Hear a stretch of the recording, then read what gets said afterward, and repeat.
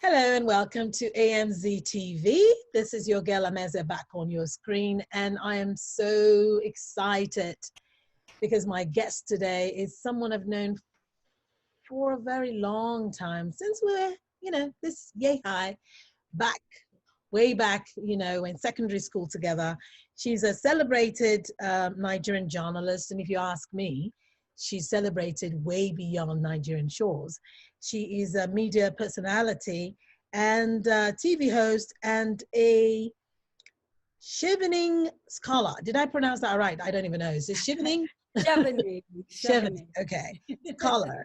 And you all know her because she's on your screen, especially during the presidential election debates. She's the one who moderates it, ever since its inception. And I'm talking about my friend, my sister, someone I love so much. I grew up with her a long time ago, since we were teenagers, way before boys, babies, and career. Please help me welcome Kadaria Ahmed. How are you, love? Hello, Amazing. Hi, sweetie. It's so nice to see you. It's so nice to see you. I'm so excited. You know what? I'm like, and one thing I must say, because she's very busy. She recently just launched her radio station. We're going to talk about that because I celebrate you. I admire you. Thank you. Oh my goodness. Such leaps and bounds in your career. I am. But I am just one of my biggest regrets is that you decided to actually just leave Nigeria and take off and settle in the United States. I'm just keep thinking we must find a way to bring you back. Right. Because right. I remember when you sort of once when you started doing your movies, I was. Right. Very proud of the fact that this was someone I knew from the age of 11. I used to use your name to sort of shine, Oh my God. Like, that's my friend Amazing. That's my friend Amazing. So it's good to be talking to you, and I'm so excited that you've decided to start this conversation with different people. Right. I'm hoping this is the beginning of you reconnecting with home. Right. And that will find a way to entice you back. I miss you. I'd like to see more of you. I miss you. I miss you. And this is just so nice. I'm so stoked. If you're tuning in now, I'm speaking to Kadaria Ahmed. This is AMZtv, and I'm just so excited. I am just so excited because this lady here is just blooming every day. And you know what? I have to ask you this. Today's your off day. Thank you for taking time out to lounge with me. Yes. Okay. Way back when we were in St. Louis, secondary school, that's the high school we went to. Did you think about all this? I mean, did you think we're gonna come this far? Not really. I have always been racked with self-doubt. Right. And I think to a certain extent I still am. And I always wanted to do journalism. That was something that from a very young age, from sort of the age of 7, waking up and hearing my parents listening to the BBC, I'd always said to them, one day I'm going to work there. And I guess, as a child, when you say that, without sort of any self-doubt, and the people you're saying it to do not sort of discourage you, because my dad said, of course you will, of course you can. And then what happens is the universe hears you and answers it. And I ended up in the BBC. But you do what you do, and you take every day at a time, and you sort of don't imagine that what you do would generate the sort of interest it does. And then, you're full of gratitude when it does. But self-doubt is something I live with. I've learned to accept it as a constant companion, and maybe even understand that without it, perhaps nothing is possible. Maybe it is the self-doubt that pushes us. I don't know. Right. But certainly I am never sure of what I'm doing. I always don't imagine that what I do is something that other people cannot do. I just do what I can, and I leave the rest, in the hands of God, I guess. Yes. Well, my Yes. darling, I can tell you, whatever that self-doubt is working for you. It's pushing you on. Kadaria, I can't tell you, I can't even get the words out because I think about us as little girls and how far we've come, Yes. I remember you on stage in school. I Right. wasn't surprised at all when you ended up going to Oh Uniband, my arts, and then you started acting. Because God. remember, we had these amazing school plays, right? Right. And you were always right there on stage. So it That was is, just, oh it my was just, God. yeah.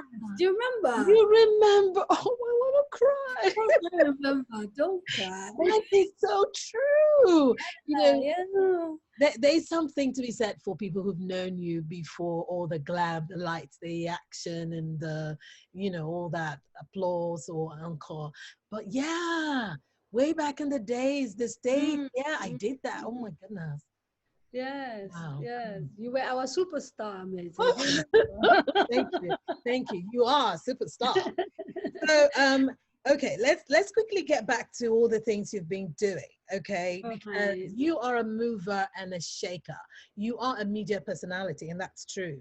You interview all kinds of people that people read about, people see on Yeah. TV, but they're right there. You're like in America here, you're like a Barbara Walters. Oh, wow. Okay. Yeah, you're like Oprah Winfrey. No, seriously, I'm being truthful here. Not because I know her, and she didn't pay me to say this, but it's the truth. And then you started to moderate the presidential elections, even with the present president now and his Yeah, the town halls that deputy. happened Yeah, last the town hall year. meetings. Yes, and it's so funny. Let me tell you, I didn't even know about that. It was one of the social platforms I belong to, and they, Yeah. viral. The video went viral, of course. So they should, and I'm like, she looks like Kadaria. I'm looking. I'm like, oh my God, it is Kay. Because I call you Kay. I know what it was, Amazing. They forced me to wear makeup. That's what it is. So you didn't recognize me No, no, on the it wasn't. one No, that no, I was probably approved. no, I was probably trying to see you without my glasses, which I'm trying to do now. But I was like, no, she looks like Kay. Is that Kay? Because I call you Kay. I'm like, oh my God, it is Kay. And then and then shortly after that, I'm like, oh my God, this is really cool. And then after that, I saw another viral video of you being, because you're very politically active and you were in part of this protest. I think so. Yeah, The yeah, Zamfara, I yeah. saw you and I'm like, okay, what is going on? So tell me, how did you get into politics? How this, because you're a hardcore news journalist, that's what you Yes, do. yes, So yes. what made you choose that? What made you go that way, Um, opposed to, so just I guess from a very early age, like I said, I grew up listening in a very rural Zamfara, a rustic town. We didn't even have a TV station. I grew up listening to the BBC. So my parents were very much people interested in the happenings around them. They right? loved reading, hearing the news and everything. And there was a part of me that always thought, oh, it would be wonderful if I could sort of, I got to know about the world through radio. You know what I mean? So the radio painted pictures. So the first thing is I wanted to travel and see all those amazing places.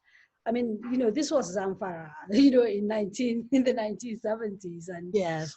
and um, and then I thought, what if I could actually be the person reporting these things and traveling, doing that? And I guess that's where the love was born. But I've also always felt that journalism is a calling, and that it's something we do not because of money, but you have to have a passion to do journalism, particularly in a place like Nigeria, because there's not a lot of money in it. And I know that from where I'm sitting now, because I'm on TV, people imagine that it's glamorous and it's all of that. Mm-hmm. It's Mm-hmm. really a lot of grunt work. Right. And while I am the face, there's a lot of sort of teamwork that Right. goes into sort of putting out that together. And so without the support and help of a whole lot of people, it was what I do would not have been possible. But it's essentially the interest was nurtured when I was younger. And I got lucky. I got a shoveling scholarship, ended up in the UK doing a master's degree because, my parents could not have afforded to send me, to study abroad. So I got lucky. I got a scholarship. And at the at uni, I sort of went out of my way to go to the BBC. I made a nuisance of myself basically at the BBC until they got to know me, and I ended up with a part-time job that then became a full-time job. Right. And they wanted me enough that they applied for me to get a work permit, and I Right. ended up staying and eventually taking British citizenship. Yeah. Before then, coming back to Nigeria. But it's really at the core of my passion for journalism is the belief that we all have to do our bits in order to build a society that we Right. can all be proud of. Right. And part of that means holding power accountable.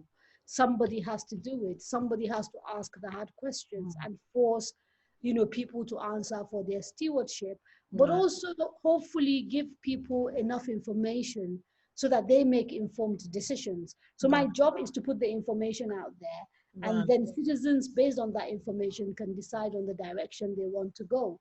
Right. Um, all of this, again, would not have been possible without support. And there's a particular woman that I think has been central to my, growing career Right. in Nigeria. And I think it's important that I talk about her. And that's Mrs. Shola Momo, the vice chairman of Channels TV. Oh, This is a woman who sort of has believed in me constantly and given me wow. the platform that she and her husband built to sort Right. of do programs and experiment and do all sorts of things. So I'm Right. eternally grateful to her. She's like my big sister. And I'm Right. not the only person that she mentors. And I think as women, it's really important that we look out for each other and we take care of each other, because um, life can be brutal. And especially when you're operating in an environment in which it's largely patriarchal, dominated by men who Right. control Right. kind of everything. Mm-hmm. Uh, Having women who sort of ahead of you, open the door for you, lift you, help you is really important. And it's why I'm also doing the same. So I do this scholarships now every year for Mm-hmm. female students that are reading journalism who come Mm-hmm. from, families that cannot afford a university Right. education. And Right. I give full scholarships. I do 6 students every year. We do full scholarships, we do full tuition, we do accommodation and a bit of a stipend, and we pay that all through till they finish uni. And it is Wow. that sort of giving back, I think, that matters, because we all have to support each other. I have people supporting me. And so Right. it's important that the little that I have, I also support You others, pay forward. Yes. Yes, Totally. you play for. It's very important. Yeah. Yes. Oh my God. No, no, it's true. I admire you. I was actually going to talk about that because, I went on your website, Website, yeah. yes. So that's where that is. And that Yeah. is daria.media Yeah. .com, right? No, it's daria.media. That's all. No Daria.media. Okay. .com, no .ng, Okay, no. so it's daria.media. Please, if for that information, you go there. But I looked it up. I saw that. I'm like, wow, she's doing this too. This is really good. This is really good. Now, some of your, because I've watched your interviews, and this is what I love about you. Like you said, it's a calling. You get a lot of these big names, okay? And you hold your own. And that's how you can know a journalist, a seasoned journalist, that, you control and own the interview. I like that, I Which try. you do. Sometimes runs away from me, but I try. It's because it's not easy feat, because again, you're interviewing men who feel Yeah. like, a There's a whole certain way. bunch of things I get that are part of that whole thing that Right. people don't see. Yes. So, well, yeah. And one of them, actually, I mean, you've had people like, I mean, you have the sitting president now and his deputy. No, that was during the, what's it called? The town halls. The town hall meetings. But you've had people like an ex-president like Ibrahim Babangida. You've had Fashola, the popular, everyone knows about him, the ex-footballer. And then the person I'm actually interested in talking about is, I think it's Nnamdi Kanu, the leader of the Biafran movement. Yes. And because I remember back here because I have some Igbo friends, and there was all that talk back and forth. Some agreed with him, some didn't, but, and he was seen like a larger than life person. And I was so proud when I saw that you sat with him and you talked with him. Yeah. How was that experience? How was it for you? So it was, I think when I look back now, it was a little bit surreal. And people, when I decided to go to Umuahia, because he'd just come out of detention Right. and was at home in Umuahia, and his place had become a sort of mecca Right. for Yeah. like young Right. Igbo people who were Right. very enfranchised with what was Mhm. going on in Nigeria, and they were congregating, in front of his house on a regular basis in their thousands. There's some iconic figures of people with the flag of Biafra outside his house. Right. I took those pictures and put them on the public space. And when I said I was going to set out to try to track him down to talk to him, I wasn't sure at first that he would talk. And then a few of my friends thought I was mad. It's like, you Mm. fool like girl. You Right. want to go to buy here Okay. inside, Right. inside, That was yeah, where like I was going with that. Like, okay. inside like Biafra and talk to. And I'm like, well, yes, because he clearly has a following. And what that says is that for whatever reason, the message he's preaching is resonating. And if it is resonating, then, we need to listen because, I don't believe in shutting voices down. As a journalist, I'm a total believer in the, free flow of information because I Right. think sometimes lack of talking and listening is what leads Mhm. us to problem. But if you sort of allow people to sort of talk freely and no matter how difficult the conversations, I think conversations need to happen. Right. So we set out to try and track him down, find the people who could make it happen. And luckily we did. And I took a crew out there and I met his mom. I met his dad, who unfortunately has since died. Mhm. If you heard, he didn't even make it to the funeral. And he was impressive when I met him, in the sense that he had a lot of charisma. I They understood usually do. They I usually understood do. quickly why he had a followership. And Right. he'd also taken the trouble, I think, to brand himself properly. So the clothes he was wearing, the way he sort of had a walking stick, he'd Right. grown his beard and it was all white. There was an image of a Right. leader that was sort of Right. carefully cultivated and projected. And I left that place thinking, he has a great opportunity, to actually change the story of the Southeast and perhaps by extension, Nigeria. What did I mean? He had the ears of very young people in the Southeast, right? He had also then forced the leadership of the Southeast to sort of sit up. Yeah. To wake I up. thought, yes, if you could take this influence to begin to change the local politics in the Southeast, to get people in the Southeast to begin to elect governors that they can hold accountable, members of the National Assembly that they can hold accountable, members of the State Assembly that they can hold accountable. You may actually end up with a region that is strong enough to now assert itself at the center. Now, it's very difficult for people like us who are not from the Southeast, I think, to comment authoritatively on the politics there. But from the outside looking in, and so I agree that, there are people who may say to me, no, you don't know what you're talking about. And that is a perfectly legitimate thing to say to me. But I can tell you that from the outside looking in, it seems to us as if the Southeast has still not figured out that to a certain extent, you need a degree of unity and unanimity in order to influence for your region. Policies at the center, or even elections at the center, whether it is getting your person elected or whether it is getting a policy that favors you, because that which makes the Igbos amazing and special in Nigeria, which is that independence of spirit, where people are only as good as what they do, and whether you're judged based on not your father, your mother, but on what you achieve on your own. Right. That independence, unfortunately, means that sometimes they have found it difficult to also then fall behind maybe one person or a group of people Ah, I don't know if you understand what I'm I saying. see So, what you're and saying. Yeah, unfortunately, politics are games of numbers, and so the right. inability to sort of unify or Unify. get There's like, got to be yeah, cohesiveness. and I thought he represented someone who could have actually pulled all those strands together, Right. and based on that, um, made demands, if you like, at the federal level, which would have been met. But unfortunately, I think he pushed it too far, and in the end, it became about, I think, the sovereignty, which for him, he continues to talk about the state of Biafra, but that is a very contentious conversation, because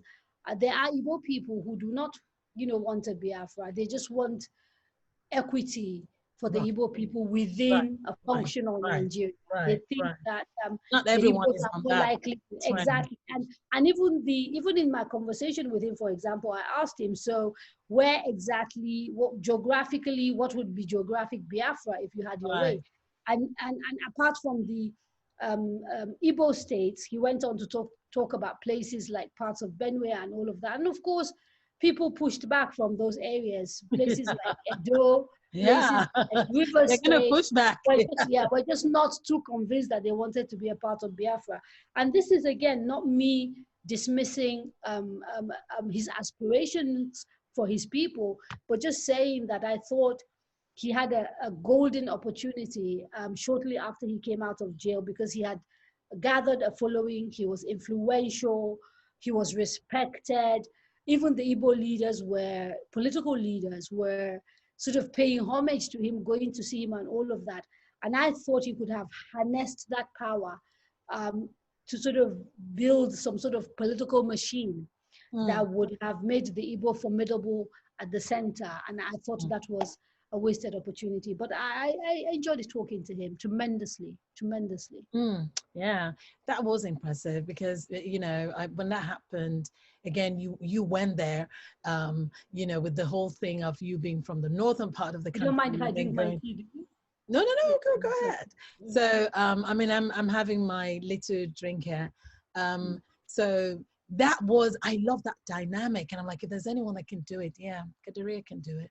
Because people, because it was like, okay, she's going Yeah. down south. So it was good. I mean, I Yeah, walked through hundreds of people, and right, right. like, and I even teased him.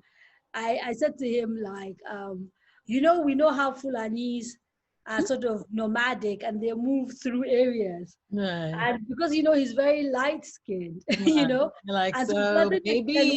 so I actually said to him, well, you have Fulani features. Are you sure if we did like a DNA test, we will not find I some know. Fulani blood in you? And he kept Okay. a very straight face and said, no, but I knew he was laughing because I could see the twinkle in his eye. Right, He didn't right, want to laugh on camera. right. But that But was, it was a very, it was. yeah, I think fundamentally, because, okay, so apart from him, I spoke to young people camped outside his house, sort of flying the Yeah, friend Biafra. flag, yeah. And fundamentally, the problem they have, and I'm being saying this all degree of seriousness and responsibility, amazing, is the same problem that the average northern boy has, that the average boy in the southwest has. This boy told me the story of being really talented. He's a scientist, creating things, and being unable to get into a university in Abia and in other parts of Nigeria because of the quota system. So here's a boy who is extremely talented, who's doing very well, and yet has no access to higher education because he comes either from the wrong place or does not have the money to sort of pay for Right, private education or do all the things.